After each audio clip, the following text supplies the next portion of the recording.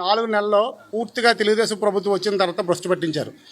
ఎలాగంటే ఎప్పుడూ లేని విధంగా సిఎస్ఆర్ గ్రాంట్ నుంచో లేకపోతే సీఎం నిధి నుంచో ఎక్కడో తీసుకొచ్చి మున్సిపాలిటీ కట్టవలసిన నిధుల్ని జనరల్ ఫండ్ ప్రతి ఒక్కరు కూడా పేదవాళ్ళు లేకపోతే ఇల్లు ట్యాక్స్ మీద ఇంటి మీద ట్యాక్స్ కట్టిన వాళ్ళు కానీ లేకపోతే ఇంకోళ్ళు కానీ ట్యాక్స్ రూపాయి దాచి కట్టిన ట్యాక్స్ని ఈరోజు 1,70,00,000 రూపాయలు అధికారులందరినీ ట్రాన్స్ఫర్ చేయించుకొని వాళ్ళకి కావాల్సిన అధికారులందరినీ తీసుకొచ్చి ఇక్కడికి నర్సీపట్నం మున్సిపాలిటీకి వాళ్ళు చెప్పే విధంగా 1,70,00,000 రూపాయలు ఒక్క ఏజెండాలో ఈరోజు ఏజెండాలోనే 1,70,00,000 రూపాయలు జనరల్ ఫండ్ అంటే ఏంటి? ప్రతి ఒక్కరు రూపాయి పన్నుల కింద కట్టిన డబ్బుల్ని జనరల్ ఫండ్ కింద తీసుకొచ్చి జనరల్ ఫండ్ కింద నిధుల కింద ఖర్చు పెట్టడం జరిగింది. అది కూడా ఏం దేనికి? శానిటేషన్ కోసం. మేము కూడా శానిటేషన్ గురించి చాలా ఇబ్బంది పడుతున్నాం. నర్సీపట్నం మున్సిపాలిటీ శానిటేషన్ అవసరం. కానీ మొన్న డిసెంబర్ నెలలో కొన్న సామాన్లు కొన్న ఇన్స్ట్రుమెంట్స్ అన్నీ కూడా మళ్ళీ కొత్తగా పెట్టారు. పెట్టేది జనరల్ ఫండ్లో మళ్ళీ దానికి 10 లక్షల రూపాయలు పెట్టారు. ఎప్పటి నుంచో మేము చెప్తున్నామన్నీ కూడా ఆఫ్ చేసి జనరల్ ఫండ్ నుంచి నిధుల నుంచి వాళ్ళు దుర్వినియోగం చేస్తున్నారు.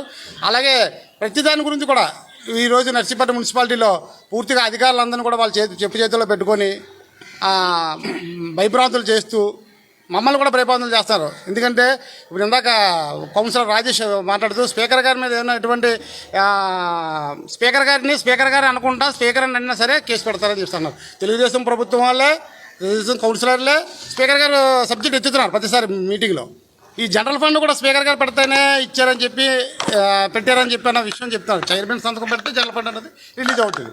ఈ వర్క్స్ అన్నీ 1,70,00,000 రూపాయలు ఒక జనరల్ ఫండ్ కింద 1,70,00,000 రూపాయలు ఈ మీటింగ్లో పెట్టారంటే అది శోచనీయం. అది అందరూ కూడా ప్రజలందరూ కూడా తెలియజేయాలి. ఎందుకంటే చైర్మన్ కింద వైస్ చైర్మన్ కింద కౌన్సిలర్ వైసీపీలు ఉన్న అధికార పార్టీ వాళ్ళు ఉందన్న అహంకారంతో అధికారులందరినీ వాళ్ళు కావాల్సిన అధికారులందరినీ తీసుకొచ్చి వాళ్ళు చెప్పు చేతుల్లో పెట్టుకొని నర్సీపట్నం మున్సిపాలిటీని ఆడిస్తున్నారు. అది అందరూ కూడా ప్రజలందరూ కూడా తెలియజేసుకోవాలి. గత ప్రభుత్వంలో ఏ అభివృద్ధి జరగలేదు, కేవలం బిల్లుల మార్పిడే జరిగిందని ప్రధానంగా నేను ఇప్పుడు కూడా నేను చెప్తాను. 2014 నుంచి 19 వరకు లేదా 40 సంవత్సరాలు అభివృద్ధిని ఈ 5 సంవత్సరాలు 14 నుంచి 19 వరకు జరిగిన అభివృద్ధిని 19 నుంచి 14 నుంచి 24 వరకు జరిగిన అభివృద్ధిని నేను పబ్లిక్గా ఓపెన్ ఛాలెంజ్ చేస్తున్నాను ఎవరికైనా సరే తెలుగుదేశం పార్టీ కౌన్సిలర్కి.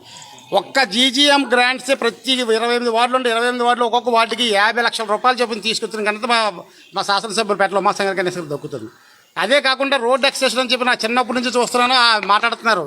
మంత్రుల కింద చేసిన వాళ్ళు, ఎంపీల కింద చేసిన వాళ్ళు, మినిస్టర్ కింద చేసిన వాళ్ళు, స్పీకర్ కింద కూడా చేసిన వ్యక్తులు కూడా మాట్లాడారు. ఏమన్నారు? రోడ్ ఎక్స్టెన్షన్ 100 అడుగులు కాదు 120 అడుగులు చేస్తాం, అక్కడి నుంచి చేస్తాం, బొడ్డుపల్లి సెంటర్ నుంచి చేస్తాం. కానీ ఒక్క అడుగు కూడా చేయలేని పరిస్థితిలో ఉన్నారు. అలాగే అది కూడా మా శాసనసభ్యులు తీసుకొస్తే దాన్ని కూడా రకరకాల అడ్డంకులు పెట్టి ఆఫ్ చేయడం జరిగింది. ఇప్పటికైనా సరే మేము రిక్వెస్ట్ చేస్తున్నాం నర్సీపట్నం మున్సిపాలిటీ నుంచి, ఇప్పటికైనా 30 ఫీట్ రోడ్డు చిన్న మొక్కలు ఉండిపోయింది, దాన్ని కంప్లీట్ చేయండి. అలాగే 100 ఫీట్ చేసిన దాన్ని కూడా పూర్తి చేయండి. మీకు ఏమైనా ధైర్యం ఉంటే దమ్ము ఉంటే మీరు చేయాలని చిత్తశుద్ధి నర్సీపట్నం ప్రజలకు ఏమైనా చేయాలని ఉంటే మీరు ఆ రోడ్డుని సరే ఎక్స్టెండ్ చేయమని చెప్పి మేము చెప్తున్నాం.